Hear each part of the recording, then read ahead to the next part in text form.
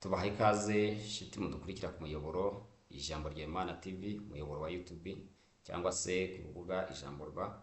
Mwese tubaha ikaze. Uyu ni wa mwanya tuvuga ku mateka y'intumwa z'umwami Yesu. Uyu munsi tugeze ku ntumwa ya 10 yitwa Yuda Tadeyo. Yuda Tadeyo intumwa ya 10 niyo tugiye kugira gute kuganiraho. Turagira ngo rero mwese tubaha ikaze nkuko bisanzwe. Amazina ni Emmanuel Nzabonimana. Turagira ngo twinjire muri uyu mwanya kuganira ku mateka y'intumwa Yuda Tadeyo, intumwa ya 10 ko twabasezeranije. Abadukurikiye mu bihe bishize twavuze ku ntumwa ya Yakobo mutoya, umuvandimwe wa Lewi Matayo, ko bakurikiye ikiganiro cyabanjirije icyo duherutse gushyiraho cya Lewi Matayo wari umukoresha w'ikoro. Hanyuma tukareba no kuri Yakobo mutoya wari umuzerote mu itsinda ry'insoresore zakoreshaga urugomo kugira ngo zigobotore la colonisation romaine. Hanyuma uyu munsi tugiye kureba kuri uyu bita Yuda Tadeyo. Tugwaye ikaze wowe udukurikira ubwa mbere, kandi turakwifuriza umugisha w'Imana. Turagusabye ngo niba ari ubwa mbere ugeze kuri uyu muyoboro, nyamuna ntugende udakoze subscribe kugira ngo ibiganiro tubagezaho bibagereho ku gihe. Imana ishimwe. Kadusenge Imana. Imana turagushimiye umwanya uduhaye, izina ryawe rishimwe. Udufashe muri mwanya tukugira umugisha n'abadukurikiye bose mu izina rya Yesu. Amen. Nk'ibisanzwe turagira ngo dusome ijambo ry'Imana rituyobora muri uyu mwanya. Dusanga mu rwandiko ubutumwa bwiza bwa Yesu Kristo bwanditswe na Luka igice cya 6 umurongo wa 12. Abantu mwadukurikiye, uyu ni umurongo dukunda kwifashisha cyane. Yesu ahamagara intumwa, ahamagara abigishwa akabatoranyamo intumwa. Niho dukunze kwifashisha kugira ngo tubone uko tugira ibyo tuvuga. Hanyuma haranditse ngo nuko muri iyo minsi avayo ajya ku musozi gusenga, akesha ijoro asenga Imana. Ijoro rikiye ahamagara abigishwa be, atoranyamo intumwa. Atoranyamo 12 abita intumwa: Simono yise Petero na Andereya mwene se, na Yakobo na Yohana na Filipo na Bartolomayo na Matayo na Toma na Yakobo mwene Arufayo na Simoni witwa Zerote na Yuda mwene Yakobo na Yuda Iskariyota wahindutse umugambanyi. Hanyuma rero turagira ngo tugendere kuri iri jambo. Birumvikana Yesu yarari mu bihe yakoraga umurimo, atangiye kubwiriza, atangiye gukiza abantu. Amaje mu minsi yari ishize muri kiriya gihe yaramaje gukiza umuntu ufite ikibazo wari unyunyutse ukuboko. Hanyuma baravuga bati uyu muntu uri gukiza umuntu unyunyutse ukuboko ku isabato. Hejuru gatoya ku gice cya 6 iri ku murongo wa mbere, Yesu asobanurira abantu ko ari umwami w'isabato. Ubundi umuntu akwiriye kwizihiza Yesu nka boss mukuru w'isabato. Nibe udafitanye urubanza na Kristo Yesu, tayari umenye ko isabato wayijihije. Ariko niba ufitanye nawe urubanza, ibyo wakora byose ntacyo byakumarira. Kristo niwe mwami w'isabato. Sibyo dushaka kuvugaho cyane, ariko hano hepfo bamushinza ngo yakijije umuntu unyunyutse ukuboko ku isabato. Mbese ubwo byari byiza ko umuntu kuri iyo sabato yabaho nabi agapfa, ariko isabato ikizihizwa. Ibyo rero nibwo buretwa Yesu yaje kuvana mu bantu, abantu babe mu myumvire ya kera y'amategeko ategetswe n'abantu. Kandi Imana ishyiraho undi murongo. Imana igizana plan B, ibona ibintu bimwe nanone bidashoboka, hari igizana n'ibindi. Ariko Kristo yaje kubw'urukundo Imana yakunze abari mu isi. Yohana 3:16, kubera ko Imana yakunze abari mu isi cyane, umurongo mukuru cyane muri Bibiliya, byatumye itanga umwana w'ikinege kugira ngo umwizere atarimbuka, ahubwo ahabwe ubugingo buhoraho. Niba wizera Yesu, niba ukurikiye Yesu ukamwemera, Imana igumugisha. Ariko niba utaramwizera, uzatinda muri ibyo ngibyo, ariko ntacyo bizakumarira. Tujya tubwira abantu ngo nimwizere Yesu umwami n'umukiza kugira ngo muhabwe ubugingo bugira gute buhoraho. Reka twivugire kuri aya mateka y'iyi ntumwa Yuda Tadeyo. Izina Yuda risobanurwa ngo Imana ihimbazwe. Hanyuma naho izina Tadeyo, Tadeusi, bigasobanura umugabo ukunda. Man of heart, umugabo ugira umutima, umugabo ukunda Imana ishimwe. Iyo ni isobanuro y'izina Yuda Tadeyo. Hanyuma iri zina naryo ryakunze gutera urujijo, kuko hari ba Yuda 4 bavugwa muri Bibiliya. Hari Yuda umwe mu bana 12 bo kwa Yakobo. Birumvikana hakaba Yuda Isikariyota wagambaniye Yesu, uwo ni uwa kabiri. Uwa gatatu akaba Yuda umuvandimwe wa Yesu wavutse ku mugore wa mbere wa Yozefu, kuko yarongoye Bikira Mariya nyuma y'urupfu rw'umugore we wa mbere. Hakaba na Yuda Tadeyo wari umuhungu wa Yakobo mukuru, umwuzukuru wa Zebedayo, akaba na mwishywa wa Yohana intumwa. Ibi tuvuze ntabwo numva ko abantu babyumvisha. Hari ba Yuda bane bavugwa mu mateka ya Bibiliya. Hari Yuda mwene Yakobo, muri ya miryango 12 cyangwa muri w'abana 12 ba Yakobo, abe bari 12 b'umuhungu we yabyariye Yozefu, yabyariye mu Egiputa. Hanyuma nawe Yakobo akabahesha umugisha, bakabarwa mu mugabane wa bene Yakobo baba 12, Manase na Benyamini. Hanyuma rero uyu Yuda ukwa Yakobo ntabwo rero dushaka kuvugaho. Uyu Yuda Isikariyota wahindutse umugambanyi nawe ntabwo rero dushaka kuvugaho. Hanyuma uyu Yuda umuvandimwe wa Yesu wavutse ku mugore wa mbere wa Yozefu, kuko yarongoye Bikira Mariya nyuma y'urupfu rw'umugore we wa mbere, nawe siwe dushaka kuvugaho. Umuvandimwe wa Yesu ntabwo rero dushaka kuvugaho, ahubwo tugiye kuvuga uyu Yuda Tadeyo, ariwe umuhungu wa Yakobo mukuru. Twibukiranye ko Yakobo ni mwene Zebedayo, nawe ni intumwa ya Yesu. Hanyuma rero uyu Yuda Tadeyo turi kuvuga ni umuhungu w'uyu mushumba Yakobo, ni umuhungu w'umushumba Yakobo mwene Zebedayo, akaba umwuzukuru wa Zebedayo, kandi akaba na mwishywa Yohana intumwa. Imana itugire neza.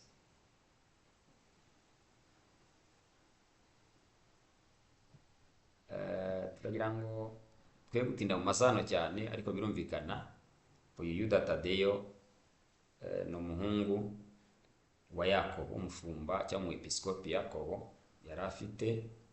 Uyu ni umuhungu we, akaba na mwishywa Yohana intumwa yitwa Yohana. Twabonye ko uyu Yohana avindimwe nande na Yakobo. Yego, ubwo bivuze ko rero uyu Yakobo ahubwo Yohana ni se wabo,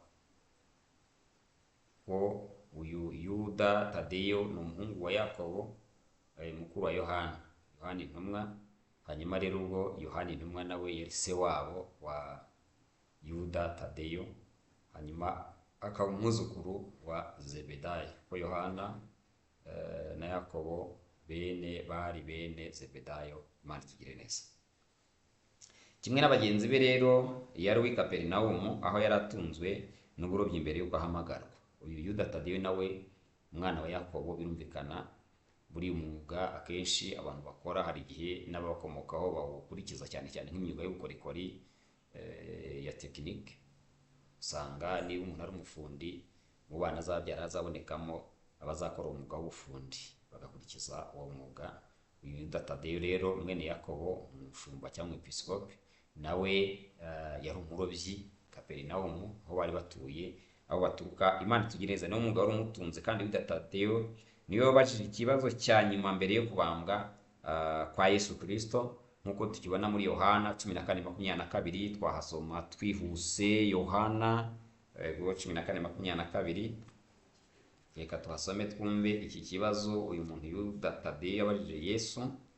Yohana 14, yego 22, aravuze ngo Yuda utari Isikariyota, ubwo ni Yuda Tadeyo, aramubaza ati, databuja bibaye bite kugiye kutwiyereka ntiwiyereka ab'isi? Yesu aramusubiza ati, umuntu nankunda azitondera ijambo ryanjye, na data azamukunda, tuzaza aho ari tugumane nawe. Ariko utankunda ntiyitondera amagambo yanjye, kandi iryo jambo mwumvise si iryanjye, ahubwo ni irya data wantumye. Imana itugire neza. Yuda Tadeyo niwe wamubajije iki kibazo.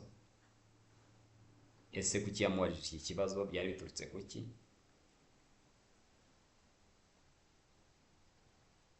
Imana itugire neza. Yesu yari amaze kuvuga ngo ufite amategeko yanjye akayitondera niyo nkunda, kandi unkunda azakundwa na data nanjye nzamukunda mwiyereke. Turagira ngo abantu tubabwire ngo nyamuna nimukunde Kristo Yesu, nimukunde Yesu.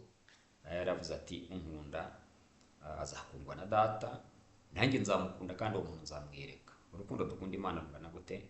Ntabwo ari twe twabanje kuyikunda, Imana yabanje kudukunda itanga Yesu. Yesu yemera kuza bitewe n'urukundo, ariko yaravuze ngo unkunda nanjye nzamukunda kandi na data azamukunda kandi nzamwiyereka. Imana itugire neza.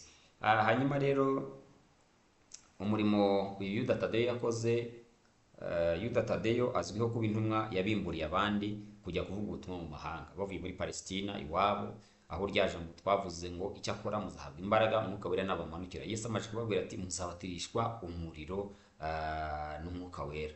Hanyuma bari rero mu cyumba cyo hejuru ku munsi wa 50 Yesu azutse, bari bamaze umunsi wa 10 Yesu amaze kuzamuka mu ijuru, bari mu cyumba cyo hejuru i Yerusalemu. Hanyuma umwuka wera bose bavuga mu ndimi, umurimo uratangira, bashira ubwoba. I Samariya barahabwiriza, Yudaya barahabwiriza, Yerusalemu barahabwiriza, batinda muri ibyo bice. Uyu bita rero Yuda Tadeyo niwe wafashe iya mbere bwa mbere gusohoka muri Palestina, muri kiriya gihugu cyabo, kugira ngo atangire kujya kuvuga ubutumwa hanze y'igihugu bari batumye. Imana itugire neza, kuko amateka agaragaza ko yavuye muri Palestina hagati ya 43 kugera muri 66 nyuma ya Yesu. Urumva ko ari we muntu wasohotse hariya muri Palestina bwa mbere. N'abandi barasohotse, twagiye tubona intumwa, abagiye mu Buhinde, abaje muri Afurika, bageze gute, twagiye tubabona. Ariko uyu nguyu Yuda Tadeyo amateka agaragaza ko ari we wa mbere wabimburiye izi ntumwa zose gusohoka muri Palestina bakajya kwamamaza ubutumwa nk'uko Imana yari yabatumye. Yamamaza ubutumwa, maze Abanyarumeniya bakira Yesu ari benshi cyane. Aho niho yahereye muri 43 muri Arumeniya, avuga ubutumwa. Abanyarumeniya bakira umwami Yesu ari benshi, kandi ahamaze imyaka 17 muri 60. Birumvikana yari amaze imyaka 17 ageze yagiye muri 43, muri 60 amaze imyaka 17 nibwo Barutolomeo yahamusanze, maze bafatanya uwo murimo kugeza ubwo batandukanijwe n'urupfu. Barutolomeo yicirwa i Deribe muri icyo gihugu mu mwaka wa 68. Barutolomeo yarapfa, hanyuma Yuda Tadeyo nyine akomeza umurimo. Katurebe noneho no ku maherezo y'uyu Yuda Tadeyo, ubwo yari ari mu rugendo rw'ivugabutumwa yabwirije i Samariya.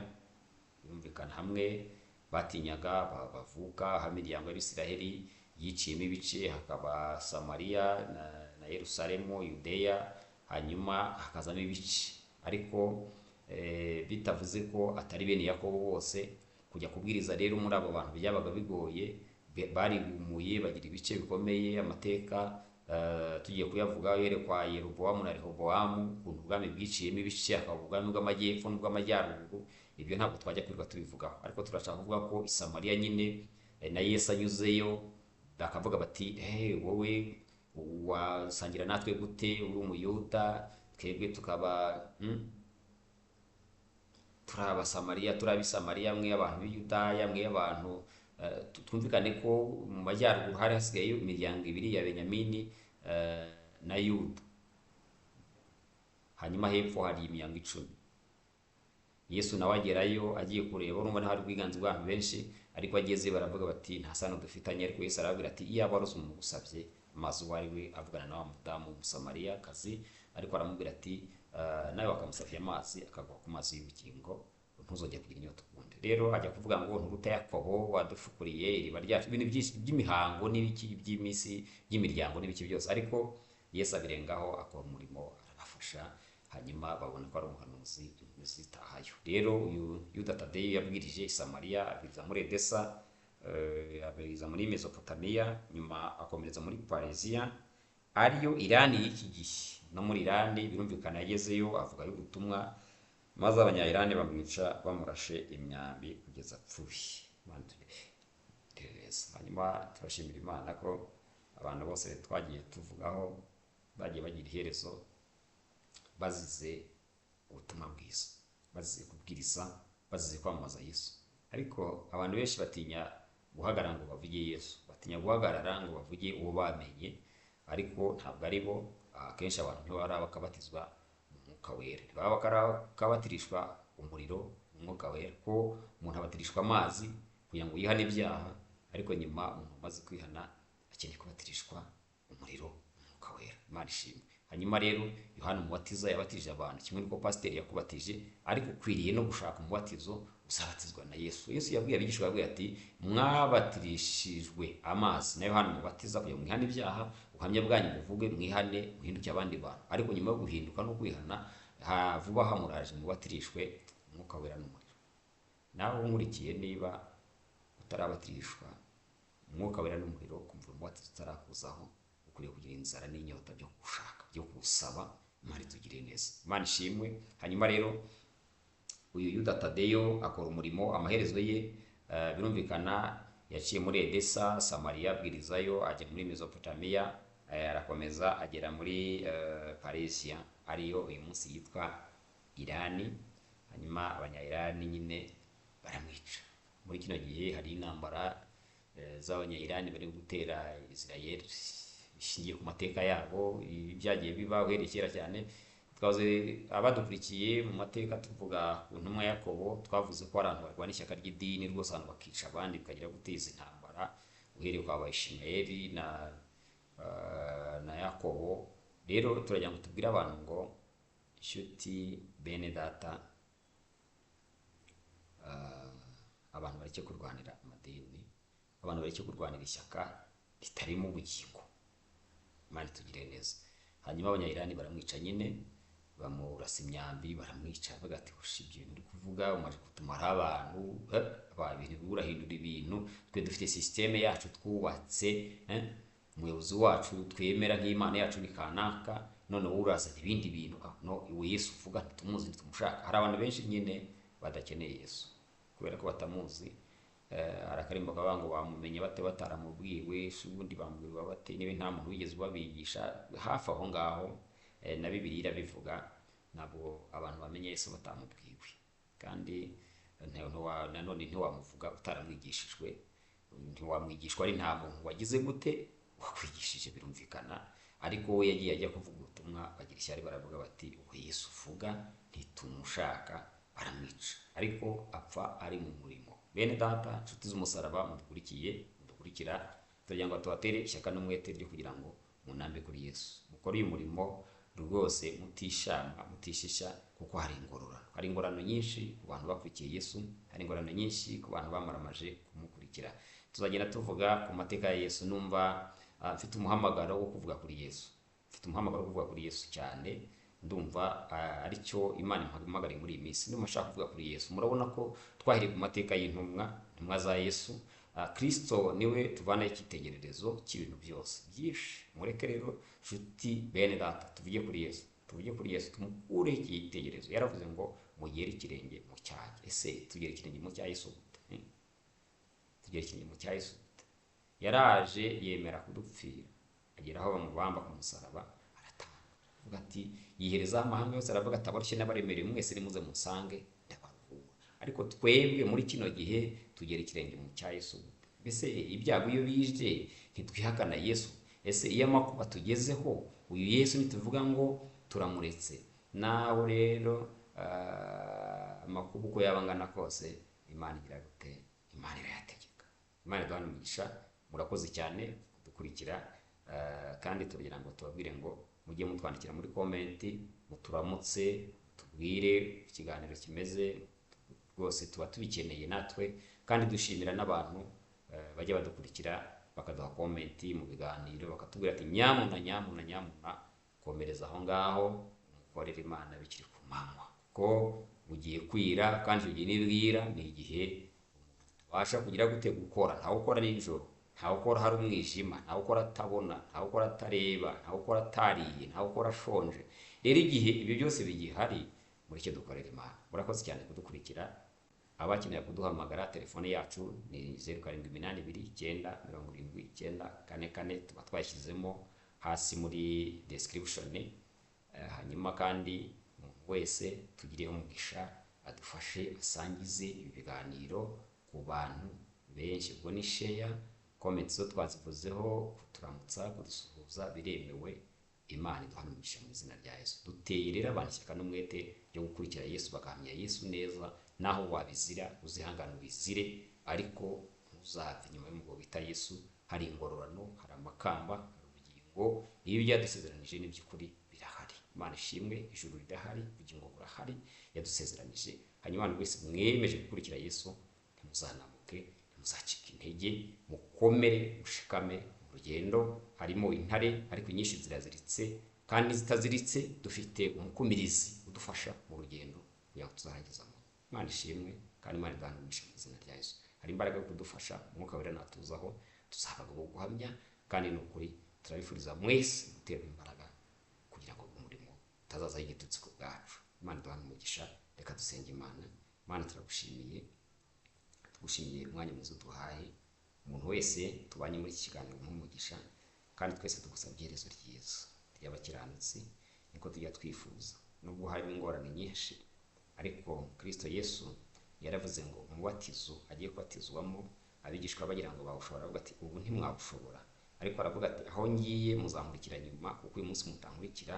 Anabwira ati ni koko umubatizo mbatizwa muzawubatizwa. Ni ukuri abantu bagukurikiye tubasabiye imbaraga, twese twisabira kugira ngo duhe imbaraga zo guhamya neza, kugira ngo natwe tuzabashe Kristo mwiza utabaruka turi mu mugane w'abakiranutsi, kandi tugihagaze duhamya Kristo twamenye. Urakoze cyane, udutere ishyaka n'umwete, utwongerera imbaraga, Umwuka Wera agumane natwe kugira ngo tubashe gukora umurimo wawe mu gihe gisa gutya. Urakoze, tubyemuje twizeye izina rya Yesu, amen.